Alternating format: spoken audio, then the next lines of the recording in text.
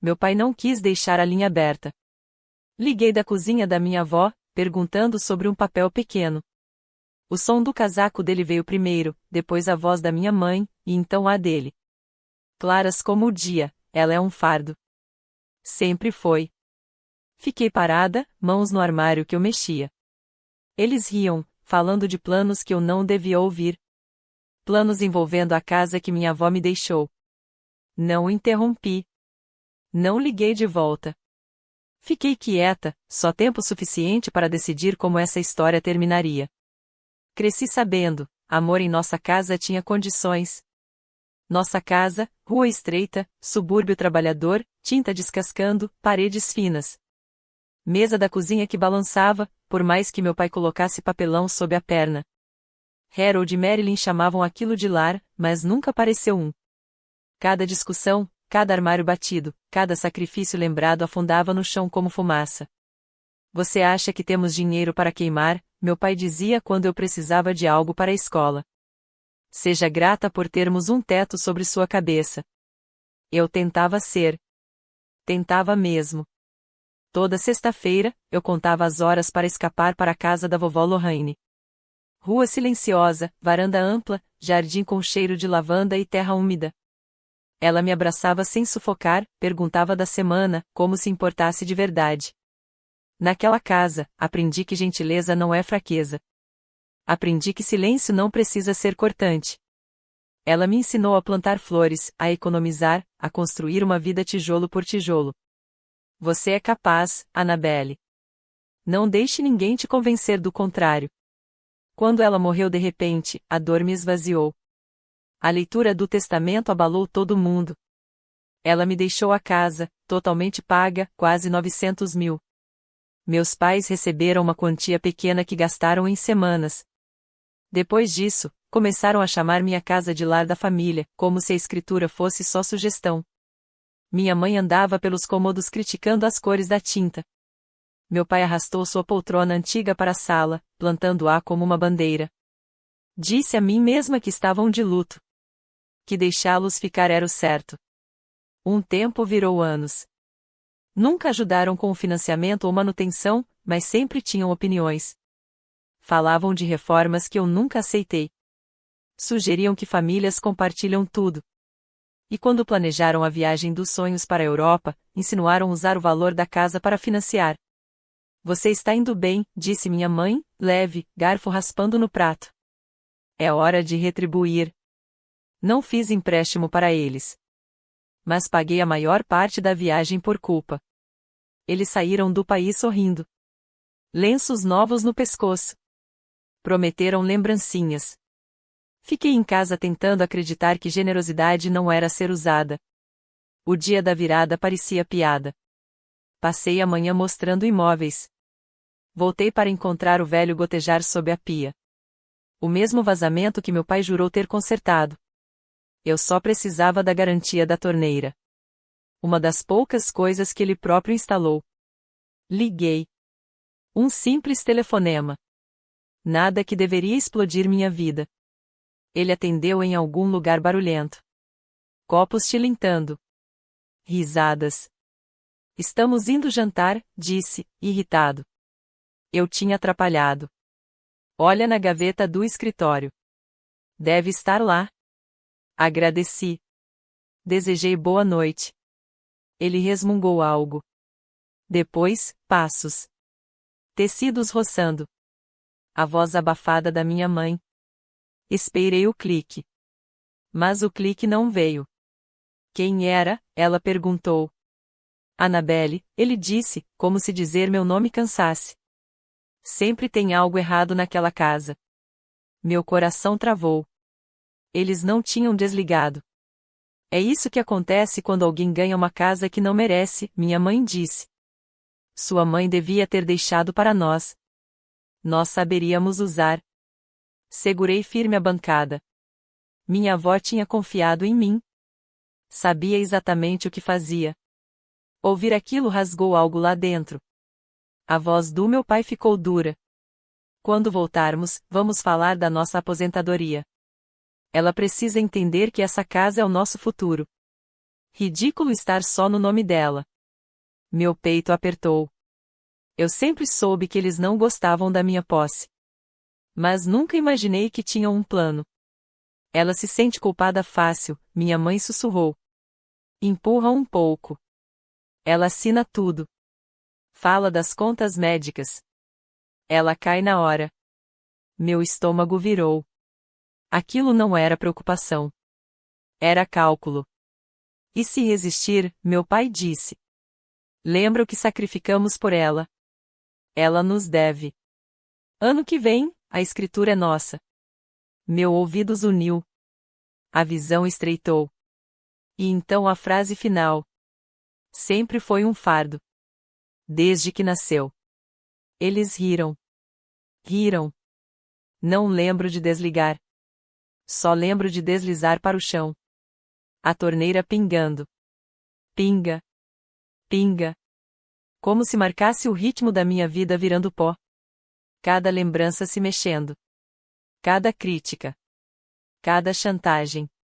Nada nunca foi amor. Foi ferramenta. Ouvi as palavras de novo, até a humilhação virar calor. E o calor virar clareza. Se eu era um fardo. Não devia nada. Limpei o rosto. Levantei. Peguei meu laptop.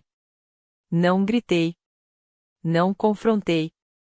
Não liguei de volta. Fiz algo muito pior na visão deles. Eu comecei a planejar. Por 3 dias. Me movi como sombra dentro da minha própria vida. Liguei no trabalho dizendo que estava doente. Febre que eu não tinha. Não confiava na minha voz para não quebrar na frente de alguém. Cada tentativa de fazer café. Cada e-mail não respondido. A mesma frase voltava como um soco. Ela sempre foi um fardo. Dita com tanta naturalidade que parecia previsão do tempo. No 4º dia, o entorpecimento quebrou. Abri o laptop e digitei um nome. Viviane Reio. Advogada de imóveis familiares. Fria. Calma. Afiada. Do tipo que não recua diante de famílias tóxicas. Viviane não reagiu quando disse que a casa estava só no meu nome. Nem quando expliquei que meus pais moravam ali sem pagar um centavo. Mas quando repeti as palavras que ouvi na ligação aberta.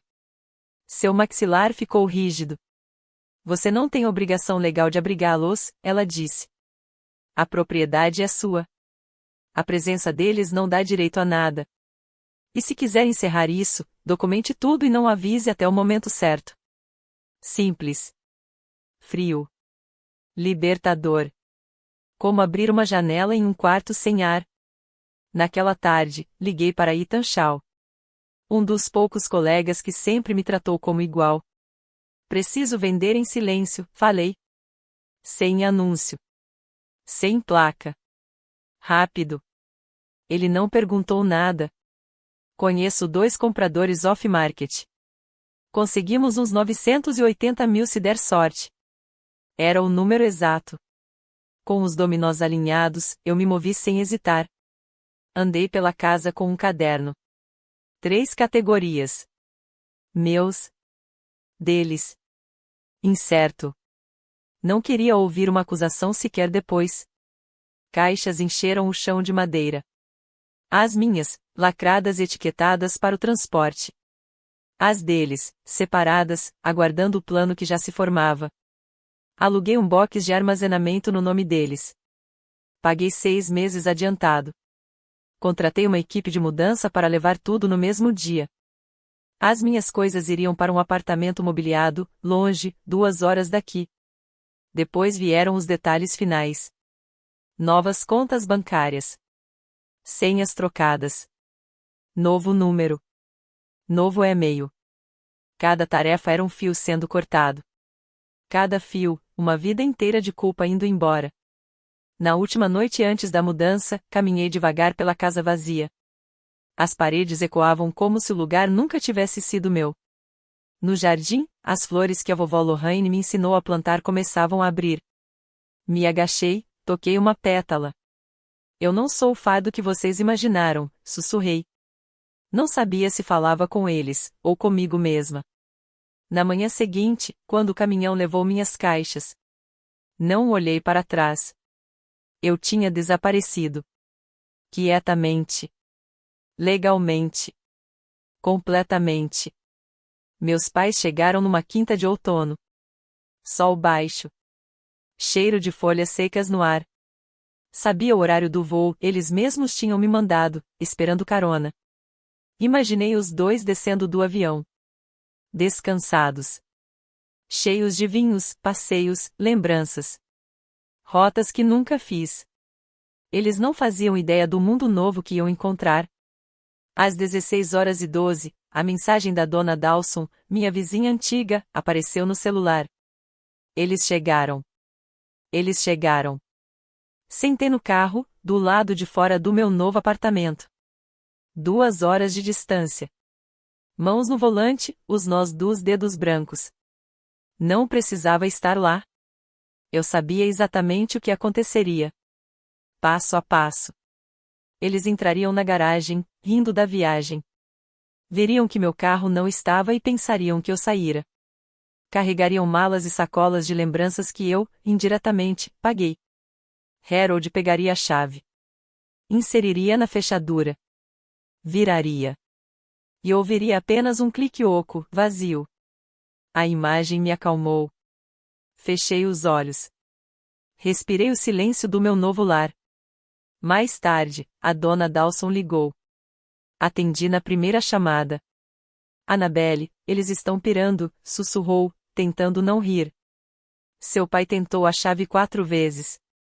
Sua mãe bate na porta como se alguém estivesse dentro. Eu visualizei tudo.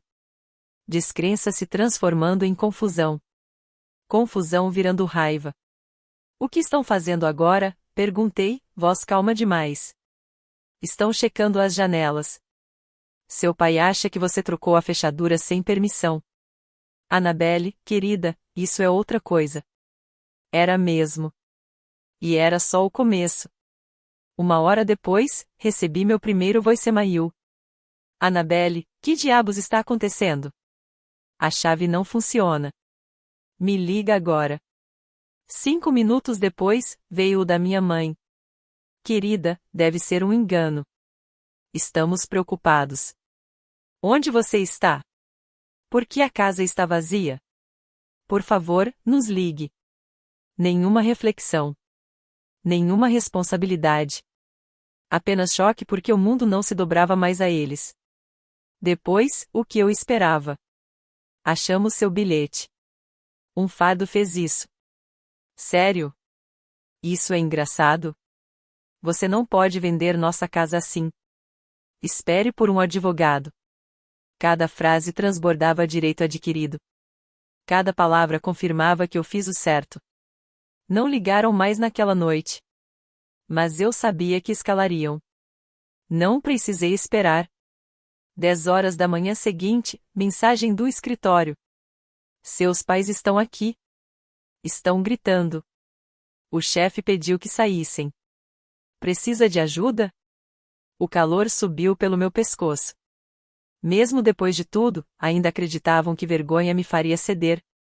Liguei para o escritório para me desculpar. Meu chefe disse suavemente: use o tempo que precisar, Annabelle. Eles não vão poder voltar. Primeira vez que alguém fora da família da minha avó realmente me apoiou. À noite, meu novo número, compartilhado com quase ninguém, tocou.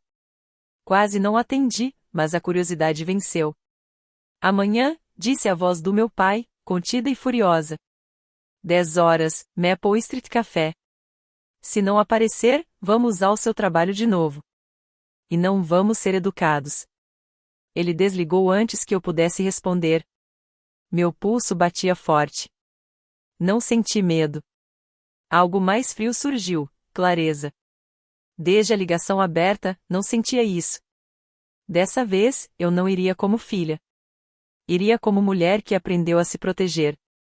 No dia seguinte, cheguei ao café 15 minutos atrasada de propósito. O lugar estava cheio. Máquinas de expresso assobiando. Talheres tilintando. Conversas baixas se entrelaçando. Um espaço público. Um espaço seguro. Harold e Marilyn estavam em um canto do café. Minha mãe parecia menor do que lembrava. Meu pai, mais irritado. Eles se enrijeceram ao me ver.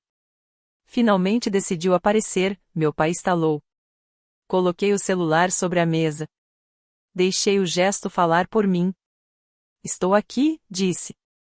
Mas não vou ser gritada. Diga o que veio dizer. O que fez com a nossa casa? Minha mãe explodiu, voz trêmula. Por que vender sem nos avisar? Nós morávamos lá. Nunca foi sua casa.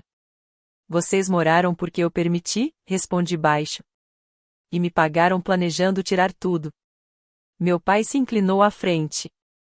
Estávamos discutindo nosso futuro. Você entendeu tudo errado. Toquei a tela do celular. As vozes deles preencheram o canto. Ela é um fardo. Quando assinar a casa, estamos resolvidos. Use culpa. Ela cai nisso. Ela nos deve. Minha mãe levou a mão à boca. O rosto do meu pai empalideceu e depois queimou vermelho. Como ousa nos gravar? Você me ligou, cortei. Esqueceu de desligar. Ouvi cada palavra. Elas me mostraram meu lugar nesta família. Minha mãe começou a chorar, ombros tremendo. Antes, isso teria funcionado. Antes, eu teria cedido. Não agora. Eu paguei as contas. Mantive a casa. Paguei férias que nem podia bancar. E ainda assim me viram como fardo. Então é assim que vai ser, disse. O choro cessou. A respiração parou. Acabou. Sem mais dinheiro. Sem mais apoio. Sem mais culpa. Se contatarem meu trabalho, ação legal. Se aparecerem na minha casa, segurança. Se continuarem me assediando, meu advogado. Você não pode nos excluir da sua vida, meu pai sibilou. Não estou excluindo, levantei-me. Vocês me empurraram para fora há muito tempo. Só estou finalmente indo embora. Minha mãe murmurou. O que vamos fazer? Para onde iremos? Isso é algo que vocês vão descobrir sozinhos, respondi, calma. Pela primeira vez, peguei o celular. Guardei na bolsa. Saí do canto. Nenhum dos dois tentou me parar. Nenhum chamou meu nome. Saí para o ar frio do outono sem olhar para trás. Semanas depois do café, o silêncio era quase desorientador. Sem mensagens, sem e-mails, sem aparições indesejadas no trabalho. Apenas quietude. Pesada no início, depois estranhamente pacífica. Caminhei pela minha nova casa em Richmond como quem aprende a respirar direito pela primeira vez. Menor, mais simples, mas cada canto era meu. Sem tensão, sem poltrona antiga enfrentando a TV, sem passos que apertassem meu estômago. Voltei ao trabalho com foco que não sentia há anos. Clientes notaram. Meu chefe notou. Eu mesma notei. Sem drenagem emocional constante, sobrava energia para o trabalho, para amigos, para mim. A terapia ajudou. Doutora Caroline Brooks me guiou pelos anos de limites borrados. Me ensinou palavras que nunca tinha permitido dizer em voz alta. Abuso financeiro. Manipulação emocional. Culpa coercitiva. Dar nome às coisas não as apagava, mas tirava delas o poder. Uma tarde, enquanto organizava uma caixa de arquivos antigos, encontrei um envelope pequeno, escrito pela minha avó Lorraine. Já tinha lido a carta antes. Mas dessa vez, as palavras bateram diferente. Nunca duvide do seu valor, ela escreveu. Nunca deixe que alguém tire de você o que conquistou. Pela primeira vez, acreditei. Quando o centro comunitário me pediu para dar um workshop para compradores de primeira casa sobre proteção financeira, aceitei sem pensar. Ensinar outros o que aprendi na Marran. Foi como costurar algo que estava rasgado. Eu não era o fardo. Eu era quem finalmente largou o peso. 1 ano depois de tudo desmoronar, estava no meu novo jardim. Menor que o da minha avó, mas florescendo do mesmo jeito que ela me ensinou. O vento era suave. O céu amplo. E, pela primeira vez, minha vida finalmente parecia se encaixar. Não sabia se meus pais mudariam. E não esperava que mudassem. A paz não veio de consertá-los. Veio de me escolher. Se você já precisou se afastar para proteger seu bem-estar, não está sozinho. Compartilhe sua história. E nunca esqueça de se colocar em primeiro lugar.